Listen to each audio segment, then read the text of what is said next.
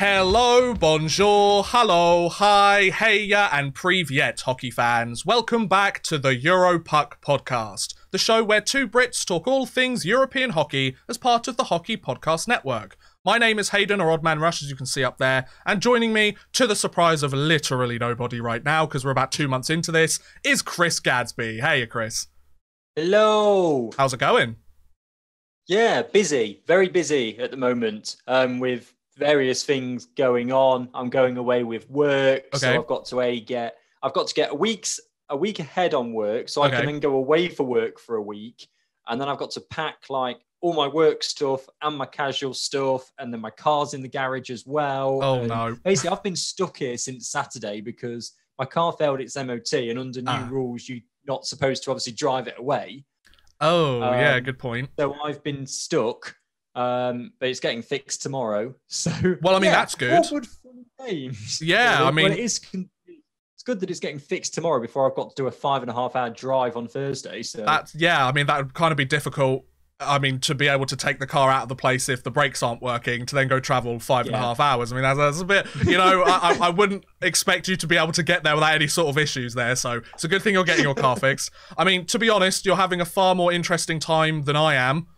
Because... Well, that seems to be the case every week. Yes, no surprise. I've been quarantining since before it was cool, But the only interesting thing that's happened here is, I mean, I've just been playing NHL 21, because today is Tuesday, the 13th of October, and NHL 21 came out today, like the three-day extra trial. Yeah, it's not too bad, because, I mean, you do get to play as Cardiff in the Champions Hockey League, although one of the pre-order bonuses was to get loads of experience for your player, like to kick off your career mode or your Be a Pro mode, like with loads of points to spend. However, you had to start a new Be a Pro career. So I'd already started 2, because the first one simmed through like half the tournament. Then I started a second one during the EA Access 10-hour trial, or the EA Play 10-hour trial, as now it's officially called. And then I had to start a third one because I wanted to use the experience. All the same thing, me playing for the Cardiff Devils in the Champions Hockey League. I was playing against Grodno the first couple of runs I did of it. The third run I made today wanted me to play against Frölunda. I was like, nope, I'm not doing that. I'm not doing Frölunda v Cardiff in the first round of the Champions Hockey League. No, thank you. So I started it for a fourth time, and I've just beaten in a 2-game series Tampere Tapara, or Tapara Tampere, I can't exactly remember which order the names are, the Finnish Liga side, and I got 10 points in 2 games with a hat-trick each game, so I can't complain, really. It's too easy. I'm on Superstar difficulty, that's the thing. Like, I'm playing the most difficult way possible, but, your boy just keeps racking up points. Speaking of the Champions Hockey League, there's been some breaking news that's been announced within the last hour, which Chris and I were just sitting here going about our business, getting ready to record the podcast, and then Chris goes, oh, we noticed something quite big's going on here. And I was like, what? What have you noticed? I bring up another website just to get another piece of information that I found when I did my research, and then slap bang in the front of me on the headline, it says CHL season cancelled. I was like, okay, right. Yes. Then we had to quickly rewrite the entire episode because a lot of it was Champions Hockey League. Yeah, I mean, it didn't take us too long, but we're here and we're doing it, so you're welcome, folks. So the first piece of news we're going to talk about is the news that Chris alluded to, which was announced about 50 minutes ago. The 2020/21 Champions Hockey League season is cancelled. Now, they've made a press release here, as I'm going to read you through, and they also, according to Chris, did a Q&A with the CEO of the Champions Hockey League. So once I've read through this press release, Chris is going to take us through some of the burning questions that people have had and allude to maybe more of the reasons as to why things didn't go ahead. So, according to this article written by the Champions Hockey League themselves, due to the impact of the ongoing coronavirus pandemic, the Champions Hockey League cannot take place in 2020/21 as planned. The CHL board was forced to take this difficult decision as the general situation in Europe has not improved. The Champions Hockey League provides Europe's 32 best teams from 12 countries with a platform to perform and compete for the European trophy. It is an international competition which helps players and coaches to develop, while fans enjoy following their teams abroad and learning about new ice hockey cultures, which I think the Champions Hockey League does a very good job of. However, it is exactly this international focus that became the biggest struggle for the CHL during the current pandemic. Travel restrictions, and I would imagine this is a lot of what the CEO has been going into with the Q&A, travel restrictions between participating countries had already put several matchups at risk. Although a number of authorities would potentially issue special permits for travelling sports teams, a vast amount of uncertainty and risk still remained. Many discussions and evaluations have taken place in the last few weeks and months with involved parties, taking all available facts and forecasts into consideration. Now, the president, Peter Zayner, had a few things to say, obviously talking about the health and safety of all participants is the highest priority, and given the current situation, the health and safety, we couldn't guarantee that everybody returns home in good health, especially given some of the stuff we're going to talk about later on in this episode. Now, for these reasons, the 2021 season will be cancelled, a step which is announced with a great regret as the CHL was working hard during the last couple of months to make a European club competition happen despite these difficult times. Zayner would like to thank all of the participating clubs and shareholders, and the good thing is, even though we're missing out on the Champions Hockey League this year, they've got a long-term partnership with its media and marketing partner until the 2027-2028 season. So the Champions Hockey League isn't disbanding. It's not dead in the water now, dead on the ice, as you might say. It's done. This season's not happening, but we've got another 6-7 years of Champions Hockey League, provided everything remains okay, to look forward to. So, Chris, do you want to take us through some of the interesting points from the Q&A? If there's anything that we need to know that might allude more to this situation, so go for it. So, as you said, it's predominantly travel restrictions. They wondered, some of the questions are like, why has the decision been taken now and not later or earlier? But he says that obviously they were constantly reviewing it, and now with the DEL postponing the start of its season, which we'll talk about later, it provided more challenges for the clubs where the Champions Hockey League would start before their season. And at some points, because the travel restrictions are always changing, 12 out of the 16 round of 32 matchups at some point, at some points at the same time, were going to be affected. So they were talking about entry and return travel restrictions, all the rest of it. Then they asked kind of why can teams from other sports travel, such as like football, etc. Basically money. So football was obviously in such an economic situation that they can have like charter planes and private jets, that sort of thing. Very similar to the NHL, for example, with their travel. Yes. They usually take a team jet or like the money they've been able to pump into a bubble situation, which I would have thought the Champions Hockey League may have considered in some fashion, but obviously there's not as much money in the Champions Hockey League, although they do make a fair amount of money, I would imagine, given they've got a 7-year partnership with their media and their marketing group. It's still not quite the same, is it? Well, the next question is, why were they not in a bubble? Oh, okay, interesting. Okay. And it's essentially because all the teams are playing in domestic leagues parallel to the CHL, and the game days are fixed in the international calendar. So they can't just move it and get all the domestic leagues to swap their game days around, because the national leagues, the national teams, and the CHL have clear agreements on game days. There is no way to move the 32 teams to a bubble for a certain time just to play the CHL, and the cost for such a bubble concept is enormous. They also considered reducing the field of participants to just the 8 best teams only. But a top 8 competition would also require travel, so that wasn't feasible. And a reduced CHL competition would not live up to its name from a sporting perspective. The consequences of the cancellation, as you said, there is a long-term contract. They're going to hope that ice hockey, the economy, all the rest of it is normal. They say in spring 2021, but to be able to do a 21-22 season. The cost of cancellation, obviously all the commercial contracts become void. So that's a blow not only for our operations, but also from the point of view, we would have been able to pay out more than €3 million in prize money to the clubs for the first time had the pandemic not occurred. So the prize money is obviously going up. The CHL is a public company registered under Swiss law and is owned by shareholders, but they say they've got a healthy financial structure. There is, of course, no governmental support because they're in more than one country. It's a pan-European competition. And it seems to be the bit they're confident that there will be a competition in the future. They're also saying that they're hoping that the national leagues can play their season as planned and crown their champions as planned. If this is the case, CHL qualification criteria is crystal clear. So 10 of the participating teams have started play, as we well know, because we cover them every week. Yep. So fingers crossed everything works. 2 national leagues are facing issues. I'm assuming, therefore, that is the Elite League and the DEL. I would imagine so, yeah.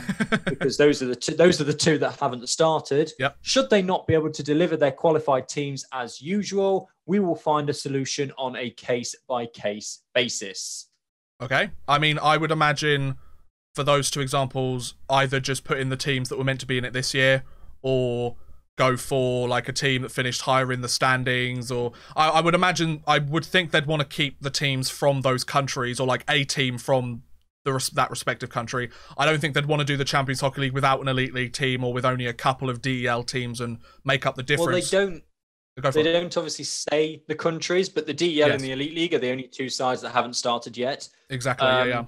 The Elite League only has 1 team. They could probably get around that. The DEL, being a founding member, has 4, and that's going to be more difficult for them. I would imagine it's just, put the same teams that were in there last year. I feel like that's the common sense thing to do. Well, the DEL hasn't completely got rid of its season. True.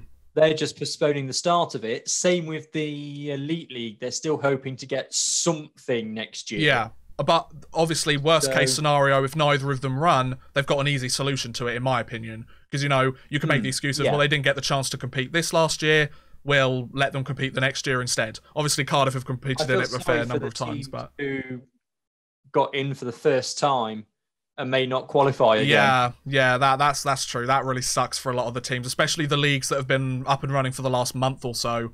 And they're looking like they've gotten off their seasons to a really good start. They don't really have, obviously they have the domestic championships to compete for, but especially those teams in like Sweden and Finland where they take the 2nd place team as well, or the other finalist in the playoffs.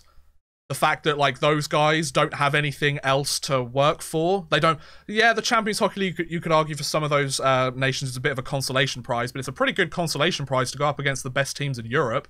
Like I'll take that any day of the week, especially from the Elite League. But in terms of us as British hockey fans, I feel like this kind of hits us a little bit more, given the fact that this was really the only hockey we had to look forward to as British hockey fans. Like there was obviously a lot of questions as to whether Cardiff would go ahead in the Champions Hockey League, and then obviously the British Elite League season or the UK Elite League season was cancelled, quite understandably, and we've talked about that a lot on this show. But it really does kind of suck that this has happened. The good thing is it sounds like they're financially stable. The fact that, they might not be getting the income that they might usually do when the actual Champions Hockey League season is running ahead. However, I would imagine, especially with COVID the way it is, there would have been a lot more outgoing costs in terms of making things COVID-proof.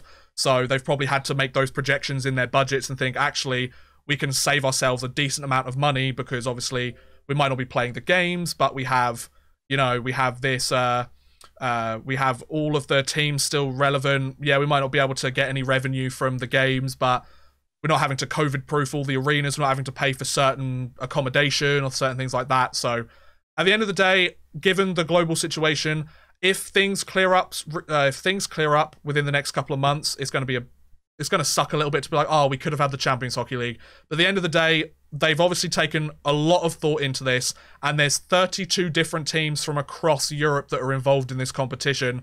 So there's so many different factors that go into it that us just kind of as casual fans wouldn't even realise. What are your thoughts about the cancellation, Chris? Yeah, I think it does make sense. I mean, from my point of view, as optimistic as I'd like to be, the trends around Europe is that it's starting to get worse again. Yeah. And particularly as we head into winter as well, I think it does kind of make sense here. The issue, well, I mean, obviously as a British hockey fan, the Champions Hockey League was the only thing that kind of we had with a British team in it. Yeah. But then Cardiff pulled out, so we kind of didn't even have a British team in it. We don't know what's happening with our league. Haven't got a clue what's happening with the National League as well. The closest I'm going to get in the near future to playing and watching any kind of ice hockey is NHL and Franchise Hockey Manager. And it kind of, I don't know. I had a spell yesterday, particularly kind of yesterday afternoon, where I just kind of felt so I felt so kind of distant from like the sport that I love, because yes, okay, we do this every week and keeping an eye on all the leagues and finding interesting stories and stuff, but I can't go and watch anything. There's no kind of excitement every weekend as there used to be. And it's really kind of quite difficult to cope with sometimes and to deal with. Yeah, I completely agree. I think I don't know if you feel this so much, because obviously you go so often, but as you were mentioning that, I was just thinking, like, I kind of feel a little bit guilty for not having gone when I had the chance, if you know what I mean, because obviously one of the last hockey games, I was meant to go see the UK-Canada game, obviously, that was supposed to be played in April. Yeah, we were both meant to get to that. That never happened because of the coronavirus, so okay, that sucks, but, you know, that's one thing, you know. However, before that, the last time I went to a hockey game was either the KHL World Games in Zurich or one of the playoff games in Nottingham. So it's been, and that was for the 18-19 season, you know? So yeah, that was the Nottingham-Belfast game, wasn't it? Yeah, exactly. So, like, it's been about a year and a half since I last saw a hockey game, which is kind of like... You've got 25,000 subscribers now. You need to get your own pad up here in Nottingham and... that would be good. I wouldn't complain. Go to games more. Yeah, exactly. No, I mean, I was, as you say, I was going, you know, every week, pretty much, whether it be the Panthers for the BBC or the Lions in the National Hockey League. I was going pretty much every week. Yeah. I did. I kept a log of all the sports I went to last season, and I did 53 games in 32 weeks, something like that, across ice hockey and football. It's more just missing it. Like I'm working from home. I have been since March. We got told yesterday we're working from home until next March at the earliest. Yeah. So I roll out of bed, I turn my computer on, I sit at this desk all day where I am now, and then my partner comes home, I cook food, we go to bed and repeat. And at least at the weekends, I had all this sport and stuff that I enjoyed, and I haven't seen anything. I've been seeing some football, but no ice hockey now for 7 months. Yeah.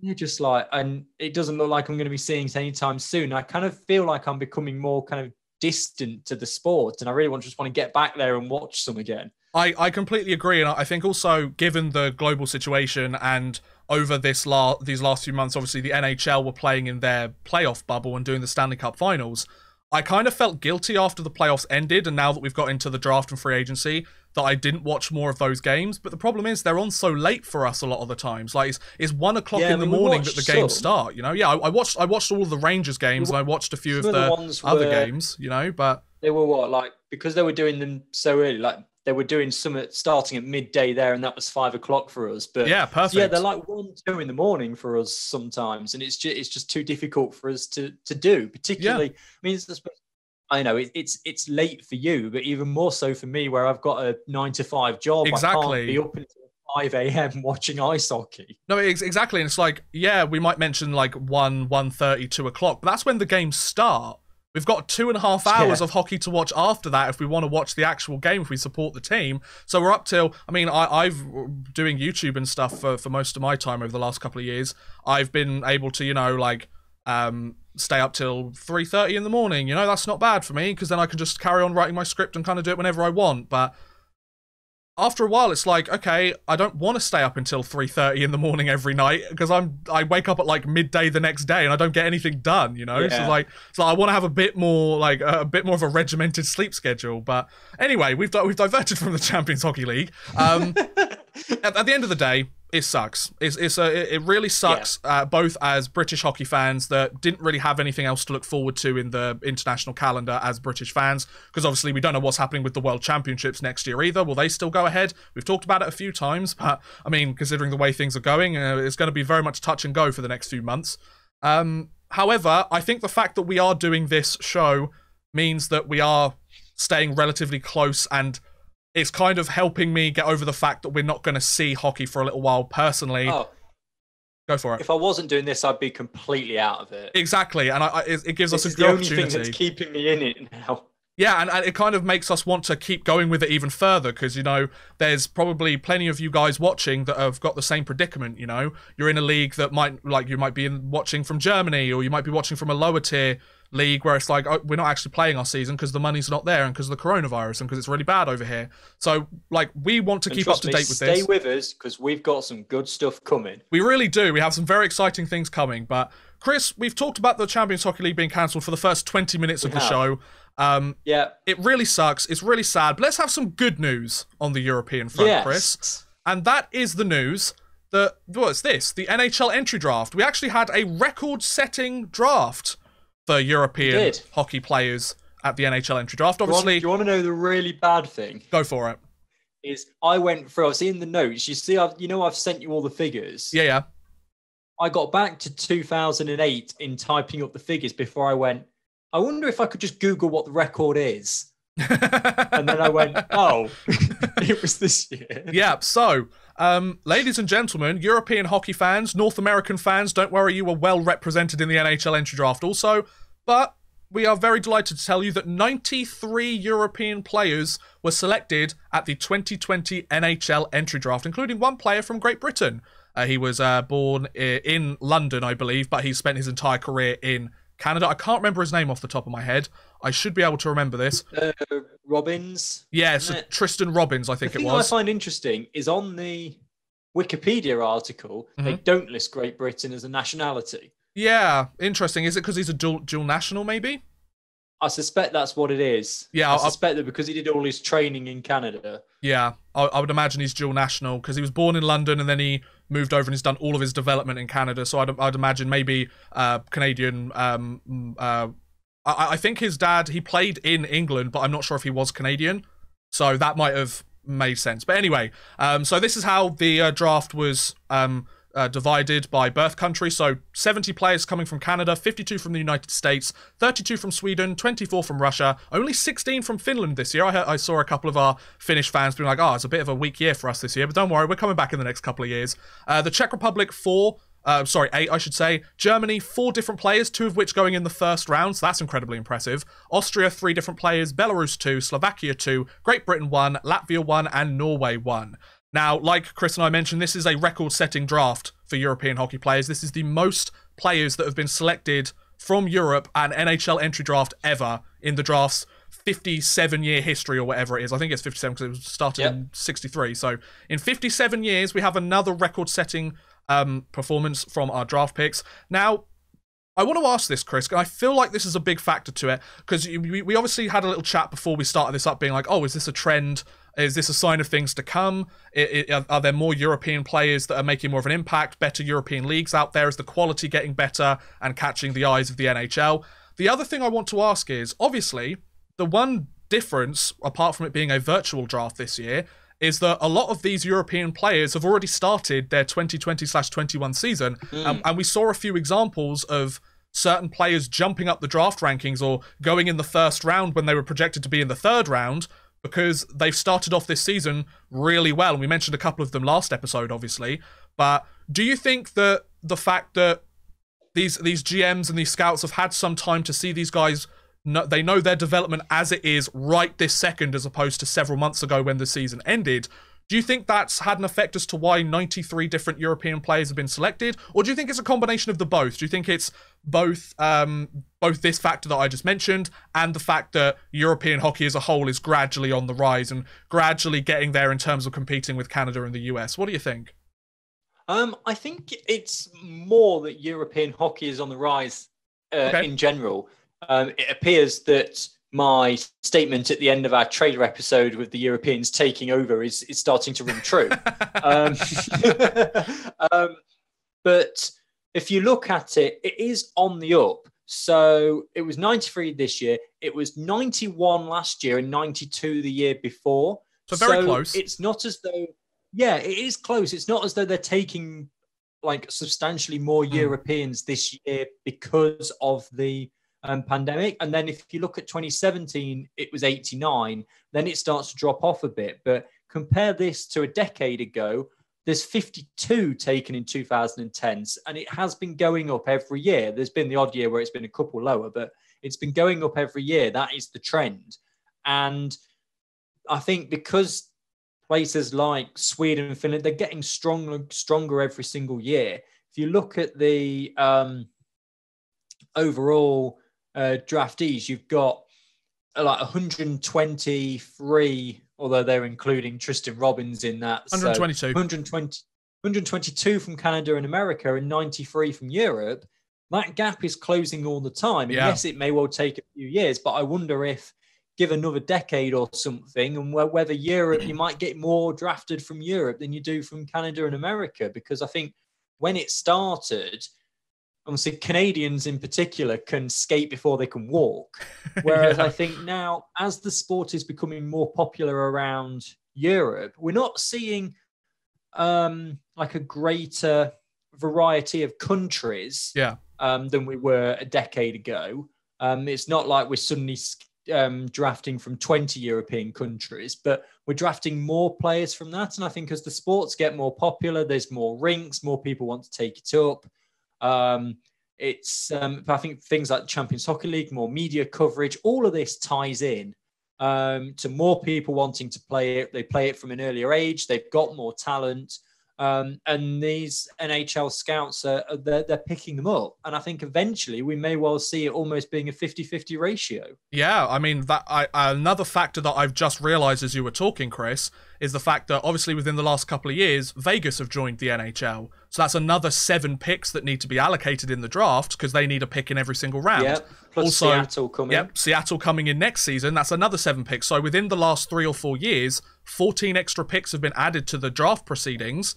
So you're in the position where a potential 14 more players from Europe can be drafted. Now, obviously, that might keep the percentages relatively equal as to where they are. We might see a slight change over the next couple of years, but the fact that we're getting closer and closer to a 50-50 split just goes to show you how vital these European prospects have become to the NHL entry draft. And the fact that... I think go for it. Oh, go on. No, you go for it. I was going to say, I think the NHL is becoming much more of a global sport like the NBA is now. Yeah. I mean, the NBA did a lot of work in the late 90s and early 2000s. And I think now with the global series games and games in Switzerland, that sort of thing, the NHL is now becoming much more of a global sport. Yes, it's 20 odd years or so behind the NBA, but it is now becoming much more of a global sport. And I think we're going to see people I was reading an article on the IIHF website yesterday about this, I've forgotten his name now, a Japanese under-20 player who they're predicting to kind of take the world by storm. Yeah. I forget his name, but it's, and I think it's becoming much more global, which is, of course, only going to help the NHL in every way. It's going to help every single party involved in every way, really, isn't it? I mean, if we've got more players from more obscure or less thought of as hockey nations making it to the NHL and having great careers. I mean, that's how it started with the Europeans coming over. You have guys like Borja Solming and stuff coming over from Sweden and making a really good impression for the Toronto Maple Leafs. Like, it just takes one player from that country to come over and gradually get that process in there. Obviously, all of the Russians that came over during the 70s and the 80s, the ones that defected and the ones that didn't have to. You know, like we have that huge influx, and it only makes the overall product better. You know, like the NHL is going to be better, European hockey is going to be better, and I think once again, tying it back to the previous segment, that's why it sucks that the Champions Hockey League isn't running this year, because obviously with North America having all of its issues, and will the NHL start in January? What about the minor leagues? What about the junior leagues that have already been having some issues with the coronavirus? We might be in a position where we had a lot more eyeballs on the Champions Hockey League than maybe usual, because hockey fans just want something to watch. And then, obviously, the domestic leagues, for the most part, are still running. But, yeah, it's really cool to see that amount of European players going. It's nice to see a guy born in Great Britain go. Second time in 3 years we've had a great British-born player make it into the draft. So for British hockey fans and for fans of the Elite League, that's a really nice thing to see. We're getting mentioned. Our flag is on that board. That's the great thing about the fact. We don't care if he went in the first round, the second round. He went in the second round to the San Jose Sharks. So fair play to Tristan Robbins. That was a fantastic draft position for him. We don't care where he goes. We had Liam Kirk go in the 7th round, you know. He was one of the final picks in the draft. We don't care. The fact is we're there, you know. And then how we make it from there, we'll see how it goes. But anyway, we're about halfway through this episode already, Chris. So I think we should just blitz through all of the different. Yeah, we need to really race standings. Through some stuff. So we're gonna blitz through the league standings that we've got and just highlight a few interesting pieces of information or important pieces of information we wanted to highlight with those specific leagues as we go along. Let's start obviously with the Russian or the European KHL. So I'm just gonna read through these quickly, Chris, and I want your thoughts on it. The Western Conference remains unchanged in the standings, but the Eastern Conference has seen a lot of movement. So Avangard is sitting at the top with 25 points in 16 games. Automobilist have dropped to second with 23 points in 15. Metallurg have jumped up 2 places for third. Akbars Kazan and Salavat have both dropped 1 place down. Tractor Chelyabinsk still in the same place. Torpedo and Sibir, they keep bouncing between 7th and 8th, those two. They can't make their mind up where they want to play. Then Baris Astana, we've got Neftahimik, Amur and Kunlun Red Star, all in the outside the playoff berths, about a quarter of the way through the season. Of course, Baris Astana, they have spent a lot of games out of the lineup due to the coronavirus, so they've jumped up 2 spots because they're now playing games again and winning. And in the Western Conference, we've got CSKA Moscow, SK St. Petersburg sitting in those positions. I've been keeping an eye on SK St. Petersburg over the last little while, and I've noticed they're starting to gradually get all of their roster players back in the lineup, which is good. A lot of the losses they've taken recently is due to the fact that they've been playing a lot of youngsters. However, that's not the complete reason. They can still play a good game. Dynamo Minsk still doing a fantastic job, sitting up in 3rd place, tied with St. Petersburg in points, with 2 less games played, in fact. Lokomotiv taking 4th, Dynamo Moscow, Yokerit, Sevastopol, and Vityaz taking the other playoff positions. Then, outside of the playoffs, we've got Spartak Moscow, HC Sochi, and Dynamo Riga, to the surprise of nobody. Once again, Kunlun Red Star, Dynamo Riga at the bottom of the league, but still, Dynamo Riga's got a very dedicated fan base. So, Chris, your thoughts on the standings as of right now? I think we're seeing, particularly in the West, kind of a lot of what we expect. CSKA and SKA right up at the top. As you said, Dynamo Minsk doing really well to hold on with them, and they've got games in hand as well. Yokerit climbing the table as they start to make up from the games in hand that they had. But it is kind of very much kind of as you would expect over in the West. In the East, it's a lot more interesting, particularly up near the top. It's quite tight. There's 4 points separating the top 5 teams. So that's only a couple of games, and obviously everyone's kind of got games in hand in and around there as well.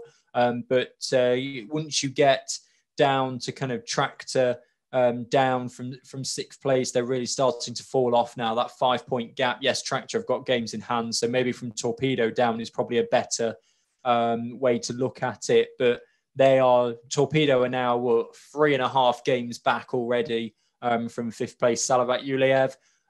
So I think we're really starting to see that split now. So it's kind of a top half and a bottom half. Obviously, yes, people can go on runs, but we're starting to see that split in the West, as I said, very much kind of starting to look as you'd expect. Sochi, Dynamo Riga down at the bottom.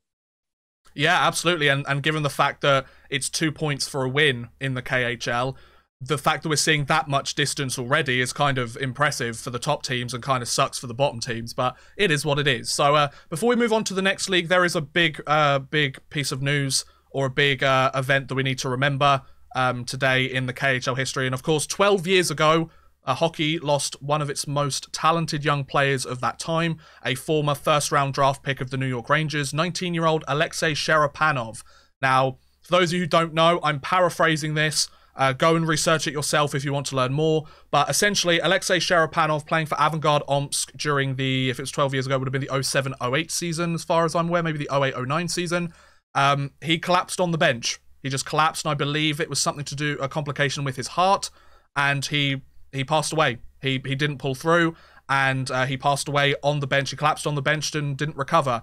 And interestingly, for those of you who didn't know this, NHL legend and KHL legend as well during the early years, Jaromir Jagr was sitting right next to him on the bench when he collapsed. So Jaromir Jagr's talked a lot about it in years past, and kind of the sort of how that experience went and kind of how it affected him. So if you want to look that up in more detail, feel free. But the good thing that the KHL did, they made something good out of it. They've named their Rookie of the Year trophy. So the Calder Memorial for the NHL is the Alexei Sherepanov trophy, or the Alexei Sherepanov award, I should say, given to the KHL's Rookie of the Year. So it's a really nice touch. As a Rangers fan myself, it really sucked to see. Obviously, from a fan perspective, like that sucks because he's not going to play for our team. But then you've got to think of the more human aspect of he's lost his life and it's affected his family, and he just passed out on the bench Obviously, you could make the argument, well, I mean, he died doing the thing that he loved. But at the end of the day, it's a tragedy for him. It's a tragedy for his family. And it just really sucks that something like this happened. But I respect the fact that the KHL managed to make something good out of it and honour him the way that he should be honoured for being recognised as a great hockey player and being part of an award that goes to some of the best young players the league sees year in, year out, every year. Is there anything you want to add to the anniversary of this date, Chris? Yeah, I mean, as you said, it was honestly a tragedy. It's something that kind of makes you think a bit, because see, you don't go through your day-to-day life thinking I could have a complication any minute and just collapse and that's it. Yep. But you also then end up thinking that, yeah, that can happen. But it's really nice of the KHL to turn the Rookie of the Year award and name it in his honour. But yeah, as you said, I mean, we can't go into it in too much detail here. We just haven't got the time. But there's information out there if you want to research it more. Yes, it's a very important story. I think needs to be told, and a lot of hockey fans that might just follow the NHL might not realise just what happened to him. And obviously, we talked about the locomotive plane disaster several weeks ago. The KHL, over its early few years, had some really tough times. They had some things that they needed to go through in those early years, and the fact that they're thriving the way that they are right now, it just goes to show that you can face this adversity, you can deal with these real tough setbacks, losing an entire roster of a team, and still pull back and kind of honour those players every year. I do like that. You can say what you want about the KHL, that, oh, some of the teams really suck in the league, or they're like the AHL so much better, etc., etc. But you got to give credit where credit is due. They did some very classy things to remember some very important players that helped get the league to where it is today. So, Alexei Sharapanov, we remember you today, obviously 12 years ago. You're in, I would imagine, many hockey fans' thoughts today, especially those that support Avangard and those that follow the KHL. So let's move on to the roundups of the rest of the leagues. Then we've got one kind of big topic to discuss at the end, featuring one of the leagues, which Chris very kindly brought to my attention. Let's move on to the Swedish Hockey League. Yes, you did. You know which one you're talking about. I've forgotten, but if you don't, I'll let you know when the time comes. Don't worry. That's why I'm here. So we've got the Swedish Hockey League up now. Most of the teams have played 6 or 7 games so far this season. Yep. So Rögle BK, Frölunda, Luleå, Åbro, Skefteå, and Växjö are currently in the top 6 positions. Then at the bottom, you've still got HV 71 and Linkopings. Interestingly, Djurgården have managed to jump up. From, I believe they were one of the lower teams a couple of weeks ago. They've managed to get themselves... They were around there. Yeah, they managed to get themselves into 3rd lowest, having got 5 points in 5 games. Malmo have played the least amount of games. Over Luleå helping them there. Oh, really? Interesting. Okay, so... good victory for them, to be honest, considering that Luleå are in 3rd. Yeah, they needed it, absolutely. And yeah, and the fact that it was up against the 3rd seed where they're tied for the 2nd place. They're only 1 point back from 1st, so that's a pretty big win that they needed, and it's got them out of the play-out position. So HV 71 only 1 win, and Linkopings haven't won a single game this year. Obviously, they lost their starting netminder Jonas Gustafsson because he wanted to take a break from hockey. So I mentioned it in one of my YouTube videos recently. But then you've got obviously Firestad, Leksands, Brynäs, Oskarshamn. They're kind of taking the play-in positions right now. We're starting to see a bit of a gap. I mean, it's 12 points between top and bottom, but there's still plenty of time to go, right, Chris? There is. I mean, I was looking at HV 71, and it's not for a lack of scoring. I mean, they're putting... So they scored 4 and lost 5-4. They scored 2 and lost 3-2. They scored 4 and lost 5-4. It's not for lack of scoring. They just can't keep the puck out of their own net. Yeah. But yeah, I mean, as we normally see, I mean, the Sweden, it's very much kind of like, I think, quite a few of the top leagues around Europe. It is very much this. There is a kind of top and bottom. We see it even with the KHL. The same teams up and around the top. Even here in the UK, you look at your arena teams, your Nottingham, Sheffield, Cardiff, and Belfast. They're always kind of the top 4 more often than not. Yeah. And I think that's what we're starting to see this year is those teams are starting to pull away now a bit and start leave the lower sides behind. But yeah, we'll see what happens. Yeah, I mean, Rögle BK, 5 wins, 1 loss. Frölunda, 4 wins, 1 loss, but one of them coming in overtime. So we're already starting to see that gap open up, and obviously for teams like Frölunda, it sucks that the Champions Hockey League isn't going on because they're a hot team and they would probably be doing quite well in the competition if it started so far, but it is what it is. So that was the Swedish Hockey League. Obviously, still very early on. There isn't a huge amount of things to talk about. I've noticed quite a few suspensions that have been handed out, but I don't know anything about the specific instances to be able to comment on them. But if there's any huge suspensions or any specific suspensions you want us to talk about or any specific news, do let us know at Europuck Podcast or our personal Twitters. You can see them on the screen right now. So feel free to let us know if there's specific things you want to talk about. We're just brushing through it because obviously there are only half a dozen games into the season. Still plenty of hockey left to play. Let's move on to the Finnish Liga now. So we've actually got a game taking place right now as we're talking. It's Asat versus Helsinki, and the game is tied 3-3. So yeah, there's plenty of... I mean, 3 points up for grabs there still. So Karpat is officially the only undefeated team still 4 games into the season. Most teams have played 3 or 4 games. Helsinki have played 6 games this season. So, well, this is their 6th game, I believe. So they're really running out the pack in terms of who's playing the most games so far. Lukko, Eels, Asat, Helsinki, and TPS Turku, which I'm doing a video this week. It should be uploaded by now on Saku Koivu, who is the owner of TPS Turku. So I've been doing a lot of research into that and kind of where he's at now. So yeah, they're taking the kind of playoff positions. Tapara, Kuku, Kalpa, and Sepa are taking the play-in positions. Then you've got Vassen Sport, JYP, who made it to the CHL finals a couple of years ago. The Pelicans, you've got Hämeenlinna and Jukurit taking the other positions in the league. There's no promotion relegation, so they're just kind of sitting at the bottom of the league at the moment. I mean, Jukurit still haven't won a game. They haven't got any points on the season in 4 straight games. Hämeenlinna, they haven't won a game either, but they've managed to get a shootout loss. But we're starting to see a big gap here. I mean, we've already got, 12 points between first and last, don't we, Chris? Well, what are your thoughts on the Finnish Liga so far?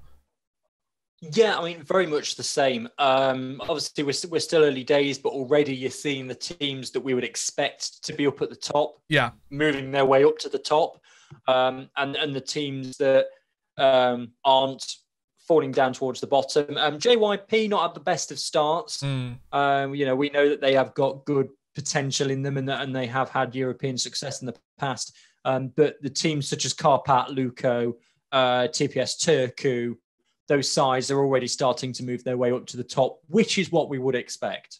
Yeah, and I think it's going to be interesting how Karpat are going to do, given that one of their big players might be leaving at some point when the NHL season gets started. But we're going to talk about this is something that... this is something we've been saying. I think I mentioned it last week as a potential talking point. Is that how are these teams going to deal with their star players leaving partway through the season to go into the NHL? Yeah, it's going to be very interesting to see how these teams cope with that. And obviously, the player we're talking about is, of course, Jesse Puljärvi. He spent last season with Karpat, has started this year with Karpat also. The fact that he's obviously re-signed with the Edmonton Oilers. We're going to talk about it in a bonus video this week. So if you want to hear more about our thoughts on that, then do come and check us out on our YouTube channel, where we release our bonus clips. But anyway, let's move on to the next league, because obviously we've still got plenty to talk about. Let's move on to the Swiss National League. Now, some teams have played 2 games, and they're both, funnily enough, the 2 teams that are currently sitting outside of the playoffs or the play-in round.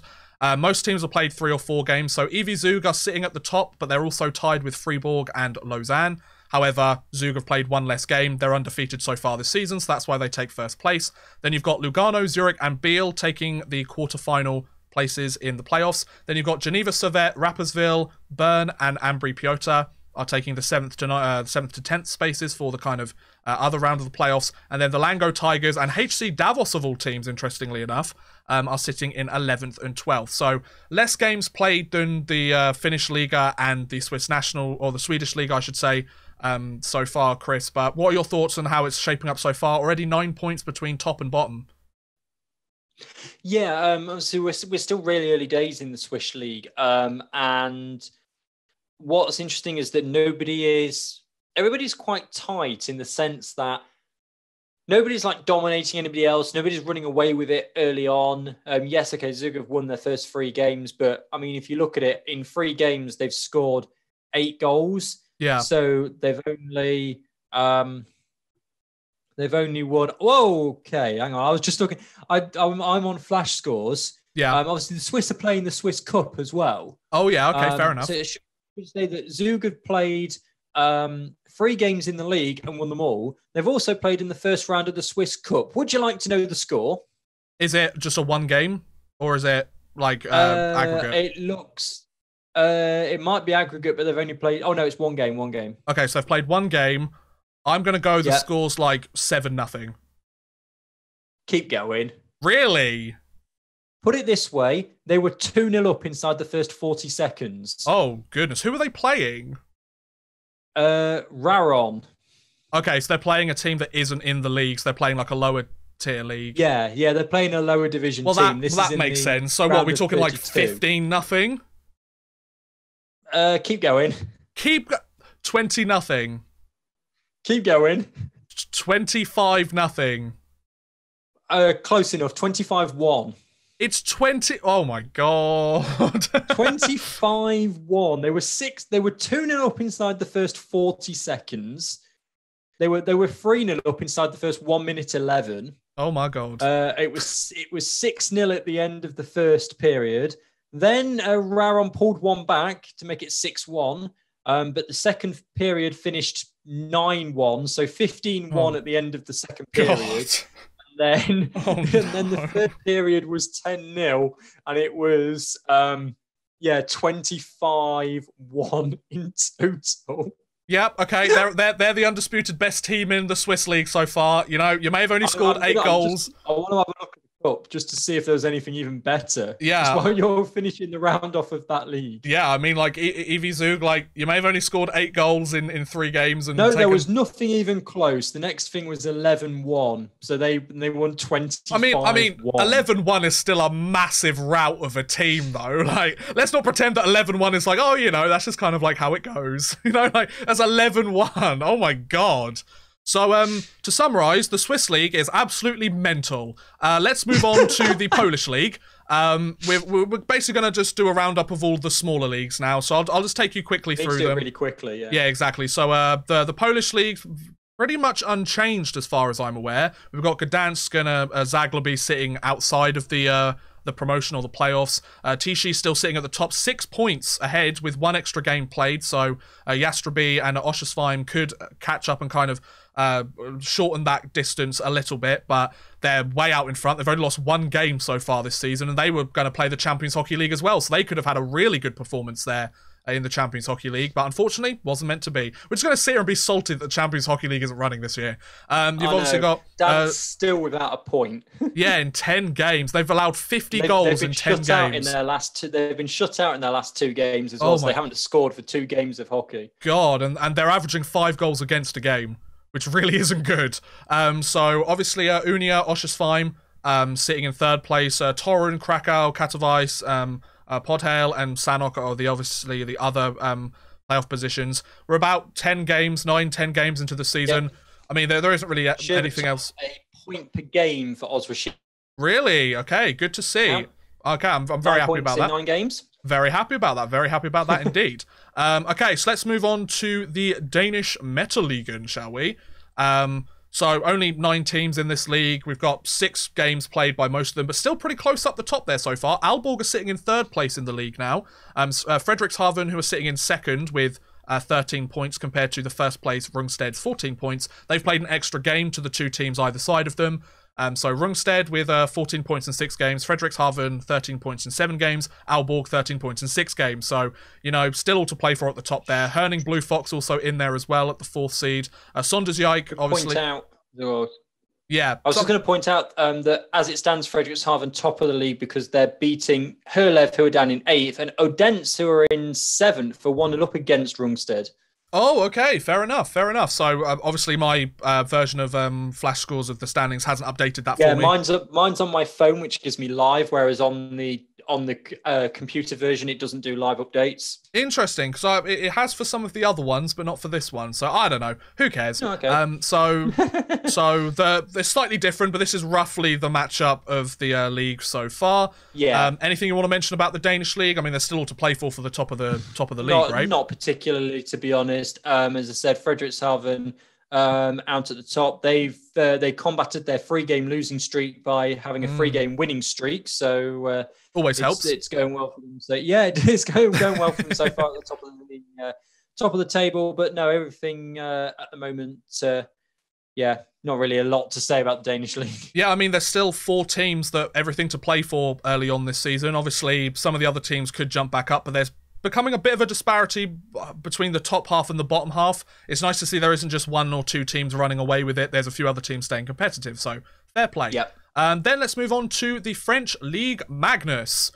So only 3 or 4 games played by most teams. We've got Rouen and Briançon have only played 2 games each, so we'll excuse Briançon for sitting at the bottom of the league with 1 point in 2 games. You know, it happens. So Gap is currently at the top of the league, 10 points in 4 games. Angers, 8 points in 4 games. Mulhouse, 7 points in 4 games. Anglet, 7 points also. Rouen, they're still sitting in 5th place because they're undefeated in their 2 games.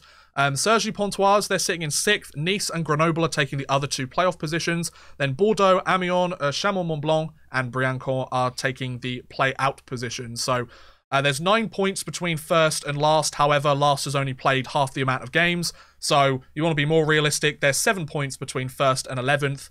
What are your thoughts on this league? Obviously, Chris, we've got a lot of former Elite League players that have moved over to the French League. So we're seeing some of them go to the good teams, some of them go to the struggling teams, some of them going to the teams in the middle. We do. I believe Rouen, according to my things, they were one of the teams in quarantine, which is why so they've not played that many games. Makes sense. Yeah. So, but they obviously won 2 from 2. Again, Briançon, it happens, as you said, they've only got 1 point. It's still really close at the bottom, and we're nowhere near the play-out situation at the moment. So there's the situation there. Very, very quickly, just another piece of news that I've just stumbled across. The Icelandic League has suspended all of its games for the next 2 weeks because of a COVID emergency. I see. Have we mentioned the Icelandic League so far this year? I don't know. believe we have. I just saw it and they are European. Okay, there you go. So, sorry, Iceland fans, you're not getting any hockey for the next 2 weeks. Welcome to the Elite League DL club. So, there you go. That's that. So, that's the French League. We've got a couple more leagues to talk about before we move on to some other topics. We have the Ice Hockey League, the Austrian League. Obviously, Ben Bound's going down with that really nasty injury for the next couple of weeks, so he's not going to be backstopping the Graz 99ers for a little while. I know it happened a couple of weeks ago, but still important to mention. Salzburg and Graz, though, sitting at 1st and 2nd in the league. Then we've got Vienna, Bolzano, and Klagenfurt taking the other sort of winner's stage positions. Then Innsbruck, Fairhaven, Linz, Dornbirn, Villach, and Bratislava are taking the kind of losers stage places. There's Bratislava only played 3 games compared to everybody else, so, you know, give them a bit of a break. They have got a point, or they've got a couple of points or an overtime win in 3 games. So, I mean, Salzburg are doing a really good job. They've undefeated so far this year, so they're way up in top compared to some of the other teams. And they've only allowed 7 goals this season as well in their first 4 games. So Salzburg have really started off good. They've always been a very good team from that league to go through to the Champions Hockey League. Have. So, yeah. So, Chris, what are your thoughts on this league so far? You're enjoying what you're seeing from the Austrian League? I am. I kind of hope that Ben Bounds' injury doesn't affect him too much. And the reason I say that is because Graz have won 3 games in a row since he's been injured. Yeah. A 2-0 shutout, a 7-5 win, and a 6-2 win. Nice. So granted, particularly in the 7-5 win, they're not, massively keeping the puck out of the net. But if you look at the 2 games that they lost, they only conceded 2 goals in each of those games. So I think it's more the shooters are finding their form more than Bounds was struggling at the other end, because 2 goals a game you can't really sniff at too much. No, I mean, it's making a good first impression, isn't it? Yeah, I mean, interesting as you said, Salzburg conceding 7 goals in 4 games, Bolzano only conceding 5 goals in 3 games as well, so they're playing really strongly. They're undefeated; they can jump up to the top if they win the game in hand as well, and very, very tight in the midfield, which is what you expect at this early stage. Absolutely. Right, one more league to move on to before we get on to the final the final topic that we want to talk about, and then go on to audience questions and everything. However, we were going to talk about the Alps Hockey League, but their page wouldn't load, and there's a lot of second tier teams from other established leagues. So we've decided to leave that one off for future, unless there's something really interesting that happens. So penultimately, we of course have the Norway League, the Norwegian League. They've only played 3 or 4 games. Fjordstaffen League or whatever it is now. I forgot. Sure. Fjordkraft Ligaen. That's the one. So Valerenga 9 points. Frisk Asker 9 points as well. Strohammer and Sparta Sarpsborg taking the 3rd and 4th positions. Mangelrud, Stavanger with only 2 games played, so less games than anybody else in the league. Lillehammer and Narvik taking all the other playoff positions. Then the relegation positions taken by Stjernen and Gruna. Gruna have played 3 games, got 1 point, and it was a loss in overtime or a shootout. We've got Sparta with a very close goals difference of 9 goals scored, 8 allowed. And Valenrang, I mean, they've only allowed 3 goals in their first 3 games of the season, so that's a really good performance for them, don't you think, Chris? Yeah, they're playing at the moment, actually. Currently, they're facing off against the 3rd place side, Sarpsborg. It's 0-0 at the moment. I think they're still really early days. Yeah, they're only 12 minutes into the first period. So they are in a prime position to go top of the league. Interestingly, they've won every one of their games 4-1, including a 4-1 victory over Frisaska. So Vålerenga having a really strong start to the season and having no problem finding the back of the net. See if they can do the same this evening. Exactly. Now, some of you keener-eyed or keener-eared fans of the Europuck podcast might notice that we didn't mention the Czech Extraliga in all of those leagues that we discussed. Now, I'm going to bring up their stats for you so far, and there's going to be a reason as to why we haven't mentioned it. Now, you might notice this is how the league looks at the moment. Most teams have played 4 games so far this season. We've got Pilsen have played 6, Mountfield HK have played 5, Sparta Prague have played 7, so they've played the most games of any team so far. However, you'll notice that Trinek have only played 2 games and Kometa Brno have only played 2 games. Now, according to what Chris said, and I'll let Chris go into more detail, and if you have the list of teams with you... I do. So you'll be able to kind of give us more information, but according to you, as of last week, there's 15 different teams across Europe that are currently under COVID quarantine. Is that correct? Correct. Yes, according to Eurohockey.com. So the Czech Extraliga has suspended all sport, not just ice hockey, but all sport for 2 weeks. Wow. Because they're trying to deal with a second wave that's coming. So at the moment, 1, 2, 3, 4, 5, 6, 7 of the 14, so half the league is apparently in quarantine. Wow.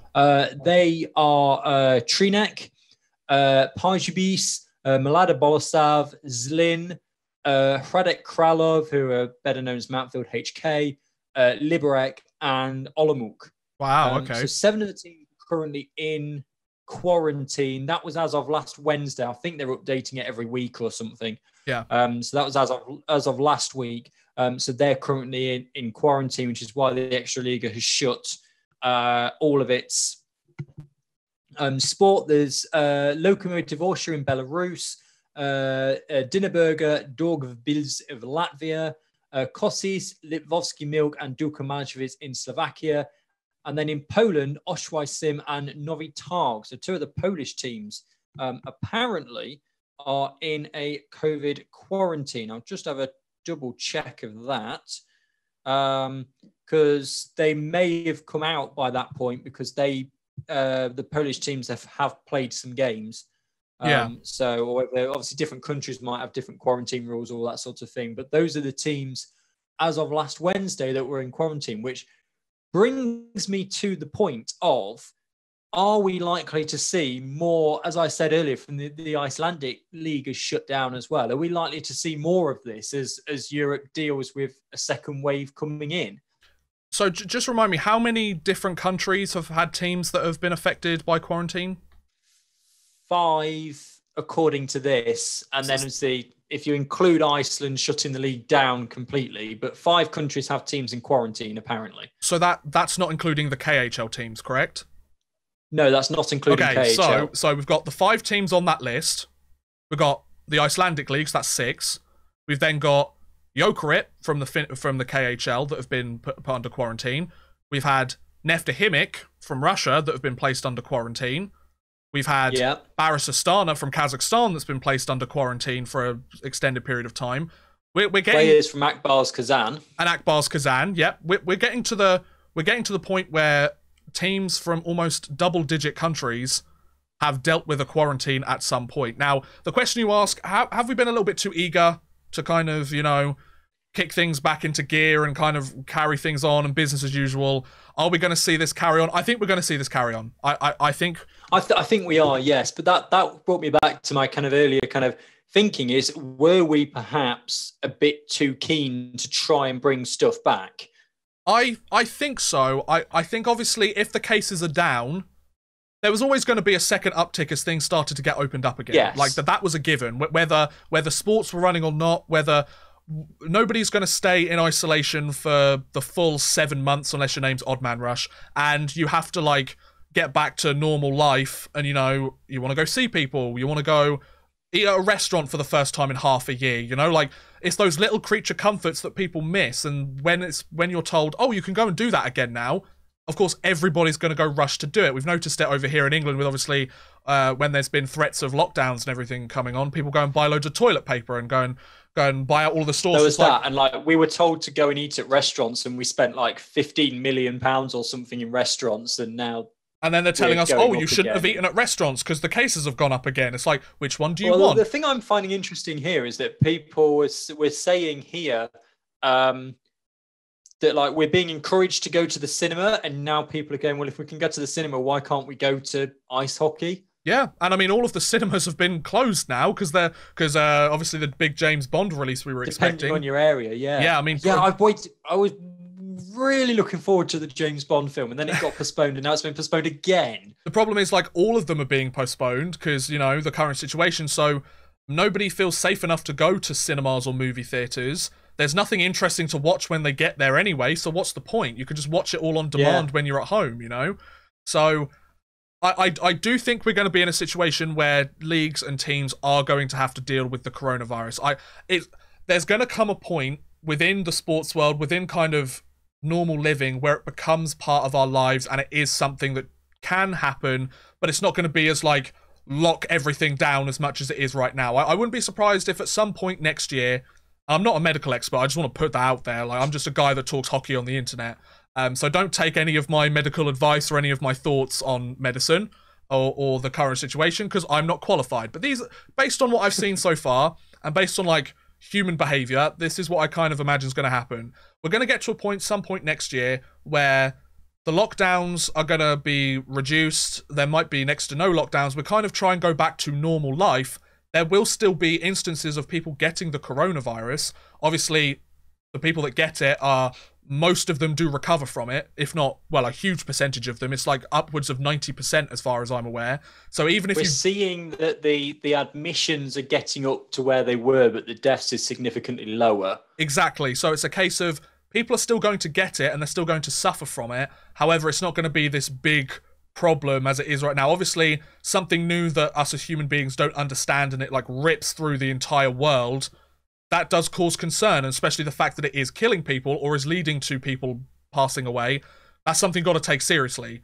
However, there is going to come a point, in my opinion, where it's like, okay, we might see teams that have to sit out for a couple of weeks due to the coronavirus, but in a sports perspective, it's go, okay, right, we'll just shut down the stuff for a couple of weeks, we'll pick it back up when everybody's kind of cleared and everything. It's just going to be part of normal life for a little while, I think, in my opinion. Well, what do you think, Chris? Yeah, again, not a medical expert, take what I say with a pinch of salt, but I think, and I've said this for a while now, that it's not going to go away, but it's going to get to the point, I feel, where we know enough about it and we can treat it, because we're learning all the time. Like I was watching the news conference the other day, and they were saying how, you know, we've learned that like blood thinners really work and the anti-inflammatory stuff really helps. Yeah. And I think we're going to get to a point where people will still get it, like the yearly flu, but the admissions will be low enough that it doesn't overwhelm the healthcare system, and people that are in the healthcare system, they will know enough about it to be able to deal with it, and then we will go back to normal. How long that will take, I don't know, but I think that it will get to that stage. But yeah, take what we say with a pinch of salt, because we just talk hockey on the internet. Exactly, but like you mentioned, it's also a case of we don't want to overload the medical sector and then also put all of them at risk if it's still something that's very dangerous and can cause problems for them in the long term also. So do I think you know, that we kind of, some countries rush things back? Yeah, I think they did. But then again, if they're not making any money for their economy, they've got to do something, right? If the coronavirus doesn't kill a bunch of people, the economy's gonna ruin a lot of people's financial situations and mean that they don't have somewhere to live. So we're in. I mean, obviously, and again, it varies depending on where you are. I'm just going to have a look. The thing that came out yesterday. I'll just have a brief look at this. Sure, go for it. In Spain, the Spanish league, which has all of 5 teams in it. They had a game stopped in the first period because a spectator in the stands became ill. So I don't know. Interesting. Kind of what the level of fans in their arenas are, but interesting that they managed to stop it mid-game because somebody wasn't feeling too well. Obviously, they didn't test them right before they went in. Stop the game in order to help her. I'm guessing so that.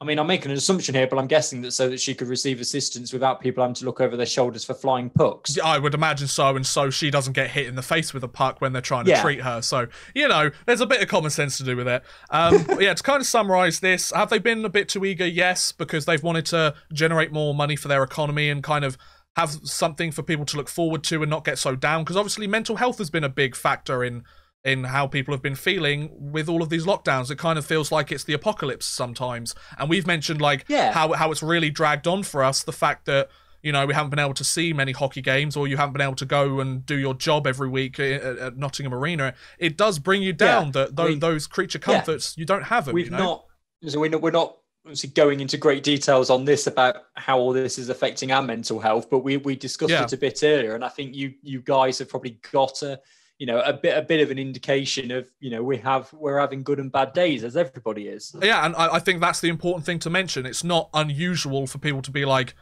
you know what, I'm just not in a good place today because, everything just kind of feels like it's doom and gloom, which in some days it does. That was me yesterday afternoon. Exactly. It happens to everybody. And that's even without the coronavirus pandemic. We could go into a big spiel about your mental health is very important. It is very important. And especially when, well, use the kind of key phrase that we've heard for the last 6 months, during uncertain times, that it causes people, especially those that like to know what they're doing and like their creature comforts and like their routines, it's difficult for people to kind of adjust to these things. So, the one thing I will mention is if you do have those bad days, you're not the only people that's going through that. Everybody's feeling that. You're not alone in that situation. So that's kind of Hayden and Chris's comfort corner. You're welcome, folks. And all of that from the Czech League. So thanks, Czech Republic. Right, lastly, but certainly not least, we're going to deal with one audience question this week. We had a couple. We had one talking about, who do you think is going to win the Champions Hockey League? They mentioned it a day or two ago. Obviously, with what we've talked about this episode, kind of a void question, but we appreciate the question nonetheless. I still think Frölunda's going to win. Even though the tournament's been cancelled. However, we are going to talk about Tyler Beskoranawi. We actually got a DM on Twitter, on our Europuck podcast Twitter, at Europuck Podcast. Go and follow us. We're great. We tweet some very interesting things and some funny things as well. Why not? So this is Tyler Beskoranawi. He was a former Edinburgh Capitals. I was about to say Edmonton Oilers. I'm too busy talking about the bonus clip now.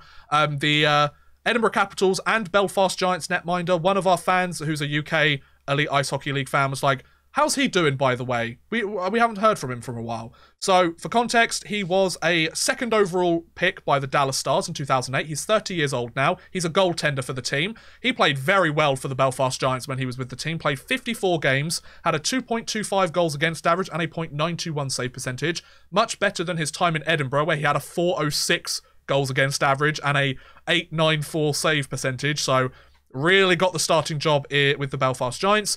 He then, for the 2019-2020 season, he moved over to HC Bankska Bystrica of the Slovakian League, and he played pretty well there as well. 44 games, 204 goals against average, .930 save percentage.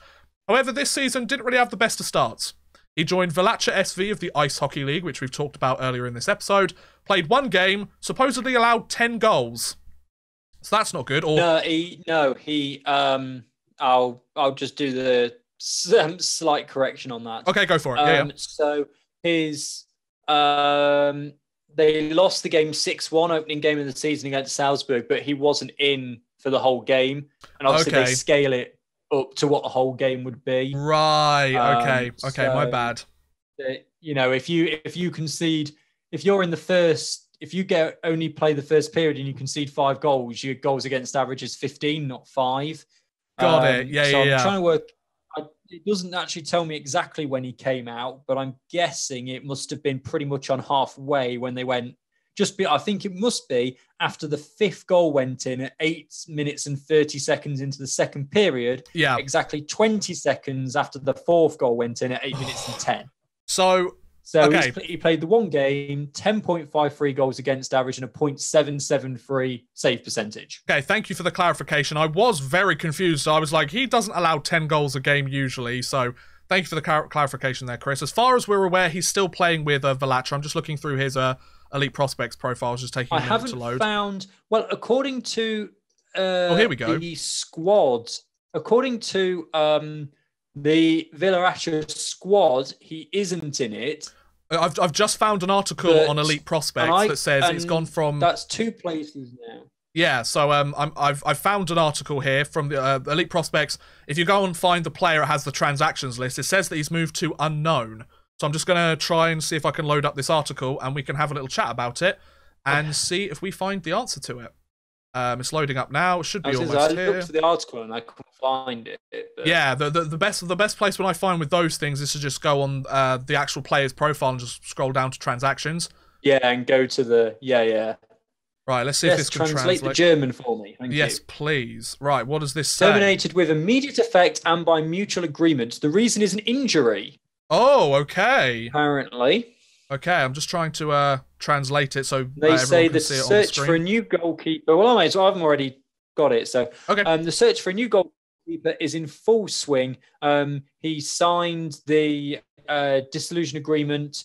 The separation. Well, no, okay. So it says that it's been terminated with immediate effect and by mutual agreement because of an injury. And in the next line, it says the separation occurs due to a violation and by mutual agreement.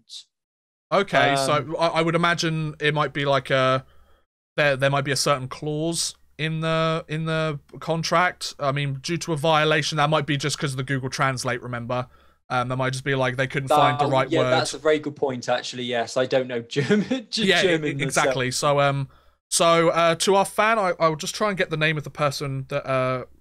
Joel Godbehere. That's it. Godbehere. So Joel, that's why Tyler Beskoranawi isn't playing for his team anymore. Apparently due to an injury, might be due to a mutual agreement as well. So I would imagine maybe Beskoranawi's thinking, you know what, I've gotten injured again. Maybe it's time to just call it quits, or maybe take the whole season out so he can recover, come back once things go back to normal. So that's kind of the update that we have for you on Tyler Beskoranawi. And yeah, that's pretty much it. So hope that answers your question. There you go. So yeah, I think we're pretty much ready to end this episode. Chris, is there anything else you want to mention before we finish up? I don't think so. I mean, obviously there are things that we thought we might discuss that we then didn't, and we'll carry them over to the next episode. Exactly. So make sure you're keeping aboard with all our Twitter, our YouTube, and wherever you get your podcasts. Exactly. And the good thing is, next week, we should be having some very special guests on the Europuck podcast. I need to talk to Chris about this after the show, because I've been managing to finagle a few very interesting guests that we might be able to have on the show. And obviously, the fact that you're doing very busy with traveling, it might work out perfectly for us. So, yes, on that note, I think it's time to end today's episode of the Europuck podcast. So once again, some very exciting things coming up in the next 2 episodes. Do keep an eye out. If you want to keep updated on everything, we'll let you know how. But thanks for joining us, guys. We really do hope you enjoyed the show this week. Obviously, kind of a few depressing topics with a lot of things being cancelled and postponed and all of these problems happening. But don't you worry, folks. We're still going to keep you updated with all of the European hockey that is actually happening and give you our thoughts and opinions along the way. But if you want to keep updated on all things Europuck podcast or send us your thoughts, opinions or questions, either from today's show or for our next show next week, you can follow us on Twitter at Europuck Podcast. That's at Europuck Podcast. And if you enjoyed listening to either or both of your wonderful hosts today, then you can follow myself on Twitter at Man Rush YT, or Chris at Chris_Gadsby, as it says up there. Thanks again for watching, guys. We hope you have enjoyed or listening on any of the other platforms, and we hope to see you again next time. Thanks for coming out, folks. Bye.